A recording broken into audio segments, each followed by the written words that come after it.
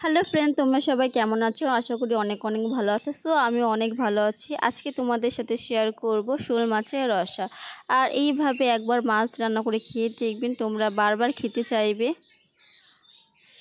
সবার প্রথমে বড় একটা শোল মাছ কেটে ধুয়ে নুন হলুদ মাখিয়ে কড়াই গরম করে মাছ কড়া করে ভাজবো। যেহেতু মাছের রসা রানবো, তার জন্য মাছগুলো বেশি কড়া করে ভাজবো, না হলে ভেঙে যেতে পারে। আর মাছ উল্টানোর সময় সাবধানে উল্টাতে হবে, কারণ কড়াই গরম না হলে মাছ ভেঙে যেতে পারে। আর এইদিকে আদা রসুন পেঁয়াজ শুকনো লঙ্কা কেটে ধুয়ে রাখবো। তারপর শিল নোড়া ধনিয়া জিরে পরিমাণ মতো বেটে নিব।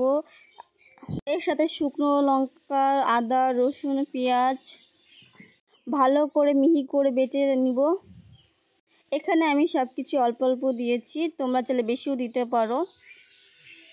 আমার সব কিছু বাটা হয়ে গেছে। আমি সেই মাছ ভাজা তেলের মধ্যে দিয়ে দেবো পেঁয়াজ কুচি আর জিরে।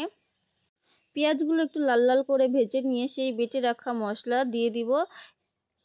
আর দিব হলুদ আর স্বাদ মতো নুন দিয়ে মশলা কষাতে থাকবো যতক্ষণ না মশলা থেকে তেল বেরোয়। এখন মশলা থেকে তেল ছেড়ে দিয়েছে, দিয়ে দেব পরিমাণ মতো জল। জল ফুটে আসলে তার মধ্যে দিয়ে দিব মাছ। আর দিব সেন্টের জন্য গরম মশলা। গরম মশলা দিলে আমার মাছের রসা রেডি। দেখুন আমার মাছের রসাটা কত সুন্দর কালার আসছে। আর আমার রান্নাটা যদি ভালো লেগে থাকে, প্লিজ লাইক অ্যান্ড সাবস্ক্রাইব করে দিও।